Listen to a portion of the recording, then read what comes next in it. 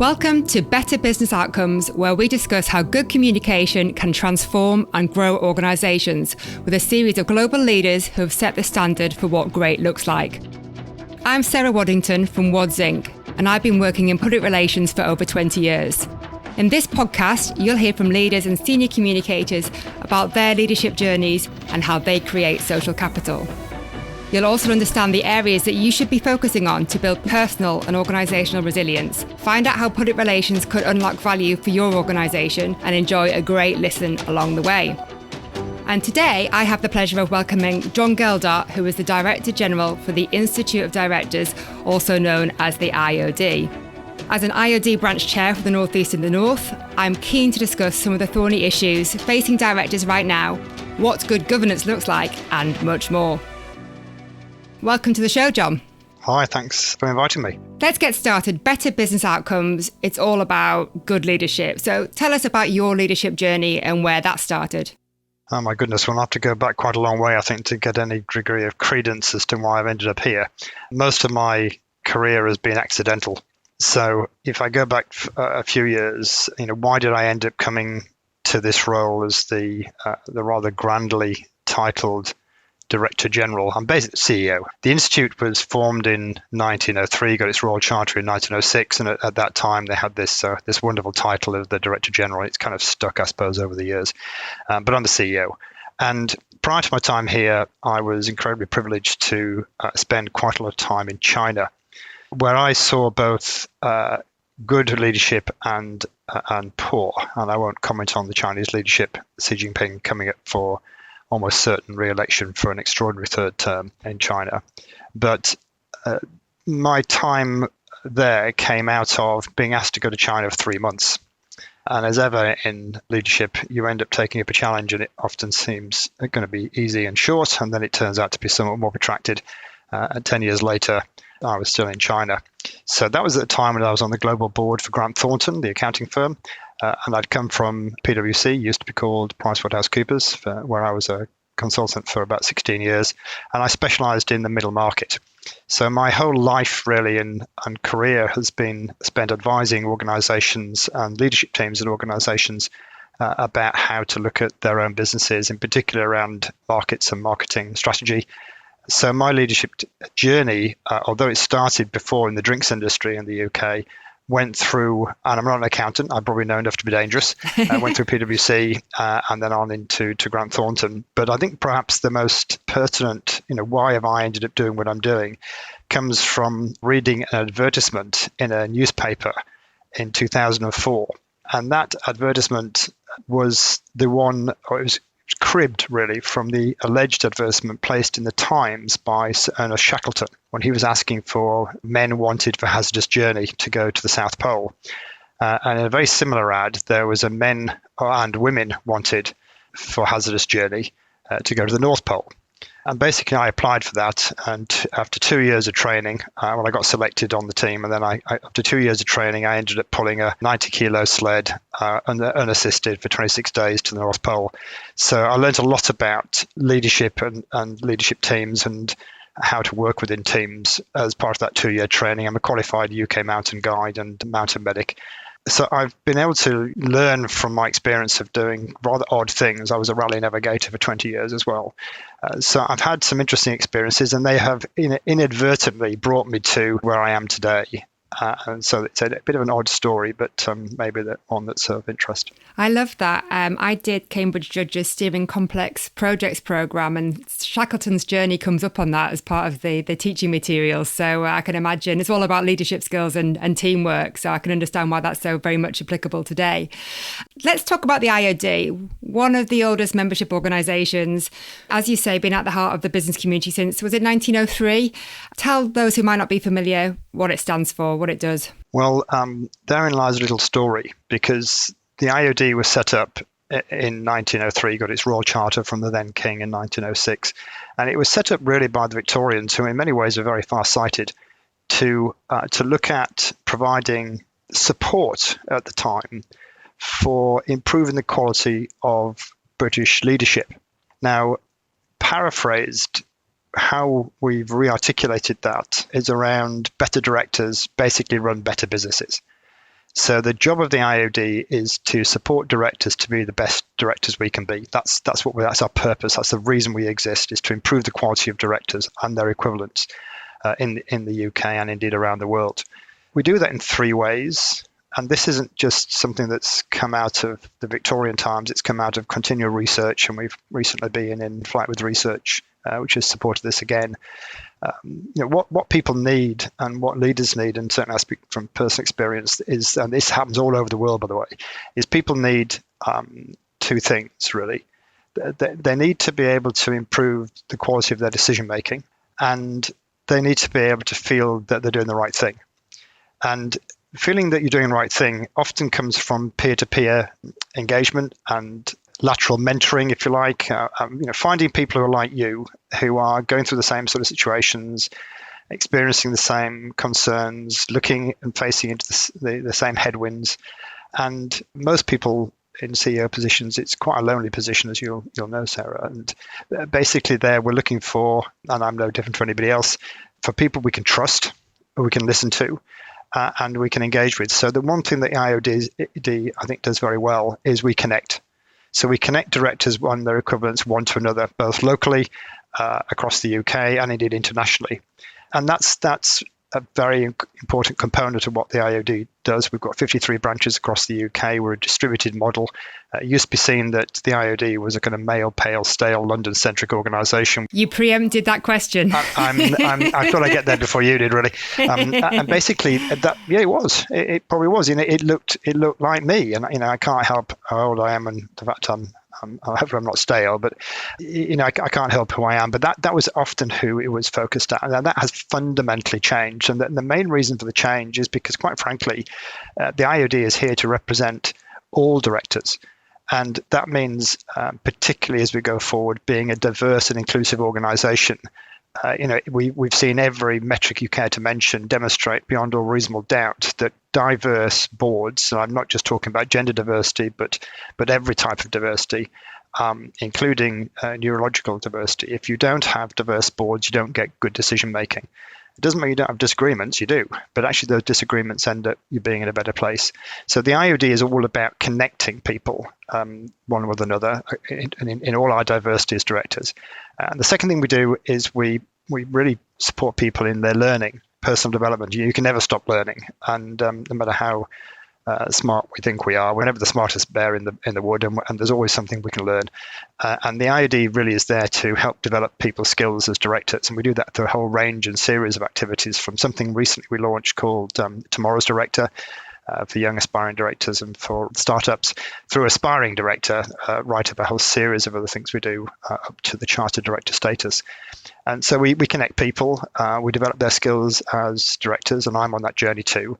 And we also then influence the people that matter to affect business. And that's an interesting component of the IOD, because people keep telling me, oh, well, you're the oldest lobbying organisation in the United Kingdom. I wasn't aware we did lobbying. What we do is try to, somewhat Reithian-like, when Lord Reith set up the BBC, he talked about holding a mirror up to society. And that's what the IOD does. We hold a mirror up to our members, and we then tilt that mirror so that the government can see. And we're incredibly privileged in that we're one of only 5 organisations in the UK that every Monday afternoon speaks to the Secretary of State for Business. We have a very close connection with the Treasury and the Chancellor. We had a good relationship with Rishi Sunak, and we have a good relationship with Kwasi Kwarteng, and I'm sure we'll have a good relationship with whoever is the Treasury leader, the Chancellor of the United Kingdom. And that we also have very good relationships with the devolved nations, Northern Ireland, Scotland and Wales, and that's been a really important mechanism for us to be able to front up and tell government what the effect of their plans, and they do share plans, or of their executable activities is actually having on business. And we're very proud in the way that we can actually sometimes influence their decision making, not through lobbying, but by holding up that mirror. So let's talk about that. What are the thorny issues facing businesses right now? What are you hearing? Well, I think it's you'd have to have been on Mars not to work out that there's a few problems going on right now. Primarily, and we talk about headwinds. Now, I got this gig in late 2019, and I knew about Brexit, but I had no idea that COVID was coming. So we managed to deal with COVID. We're a mid-market business. If you go and look at the accounts, we're a mid-market business, the same as most businesses that we represent are. In fact, all businesses we represent, we are there for the mid-market of the United Kingdom. So we had headwinds. And then, of course, we now have, nobody kind of predicted that Putin was going to invade Ukraine, that we're going to therefore have huge energy issues. We've all been trialed and tested on the energy prices, both at a domestic level and also at a business level. And of course, we also have headwinds from the increasing interest rates and inflation. So there's a few things going on. And what most people, and there's a backdrop to this as well, what most people are telling us is, of course, they're super worried about energy and they're super worried about all the things that are there. But also underlying all this, there is the need for talent. And it used to be until relatively recently that the talent war was all about skills. Now it's about people. With 3.6% unemployment, which is essentially zero employment by any other mechanism, businesses are really struggling to get people. Not just get the right people, but get people. And if you look at everything from tourism and leisure right through to manufacturing aero engines, getting talent and keeping it is probably the single most difficult thing to do at the moment for many businesses against this backdrop of having to look at wage price inflation and all the other things we have there. Sure. And with talent being an organisation's single most competitive advantage, it's tough. It's tough out there. And at the moment, there's no forecast for it getting much better unless you're hearing differently. No, we're very privileged to have Kitty Ussher as our chief economist, and in fact the whole board received a briefing from Kitty last week, and we get regular updates from her. And obviously we're privileged in the position we are able to talk direct to government. But our predictions are that, or her predictions, based on her evidence, are really is that inflation will go down. Inflation is an annually cyclical thing. So it once the prices go up and they stay up, then the economy rebases. So we view the position being that inflation will come down, might peak depending on what happens with the Christmas sales. It could peak before Christmas at 11%, or maybe just after Christmas at around 11% would be our prediction. But then it's going to start to come down, and we would predict that it's going to come down quite dramatically in the first 2 quarters of next year. But right now, that doesn't feel great because inflation's high. Certainly, there are going to be some movements on interest rates. I think we've seen a huge change more recently on interest rates. That is, that there's still headroom in interest rates for rises. Our position really was we felt originally that the Bank of England should have made the increases in interest rates. Now our position is that we feel there's probably enough. They need to hold their nerve, although we suspect that there might be a slight increase pre-Christmas. So, what you read in the papers is what we hear as well. Yeah. It's no different. It's difficult, isn't it? It's a changing situation almost, it is daily. Let's talk a little bit more about the IOD. Having been a president of a chartered membership organisation too, they're interesting beasts, aren't they? Membership organisations are very different to the business world, and they're often reliant on a large volunteer network, which the IOD is. What unique challenges does that bring as a leader? Stakeholder management. But, we teach this in our certificate and diploma course. The management of the broad range of stakeholders in all their shapes, size and colours, creeds, locations is a critical component of any organisation. But in a membership organisation where, and I used to be a volunteer as well, where we're dealing with people who are giving up their free time in order to support something they're passionately involved in and care about, is a challenge. And that challenge is large when it comes to the way that we can, if you like, deploy resources. And everybody wants to do something. And it's just sometimes impossible to do everything that everybody wants to do. So it's this balance that has to be struck between the board and the executive, working with, in this instance, we have a council as well who represent members, if you like, as our core stakeholder group, and the volunteers.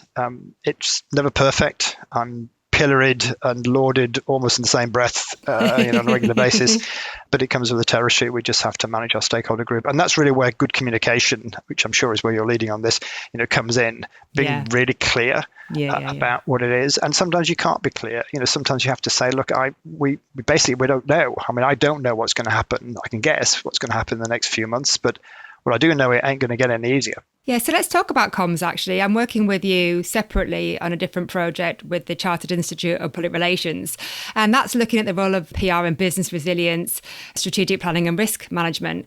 Where do you see comms as sitting within an organisation? How important is it? Well, it's, if I give you an example of the IOD, it's on our boardroom agenda. So it's every aspect of what we do. We talk about the comms and the way that we deal with the stakeholder group. So it's core to strategy, not least because at one end of the scale, you may be having to deal with the management of reputational risk. But at the other end of the scale, you want to make sure that your messages are effectively and clearly communicated, because otherwise there's always room for ambiguity and misunderstanding. If we're talking about anything as a board, it's always accompanied with a comms plan. I know that might sound a bit odd, and of course people say, "Oh, well, of course you would do that. You're dyed-in-the-wool kind of marketing." But no, it's because the board, and we basically have a PLC board for a mid-market business because the IOD is an institute, and so the demands that the board place on ourselves is that we're able to think very carefully about the comms side of things. So it's an essential component of everything we do. Okay, no, that's great. I'm going to leave with one big question. What's the one thing you believe leads to better business outcomes? Good input and diverse input and arguments. So I think that it's very important that boards are honest with each other, that there's a full transparency, of course, in everything that you do. But better business outcomes comes firstly, and the most essential component is knowing where you're going. So what is the purpose of your business? Can you say what the purpose of your business is? And then, because otherwise, if you don't know where you're headed, then any road will do, and you end up, you could end up anywhere. So clear view of where you're going, purpose, and then good, robust conversations around the board to get you there. Completely agree.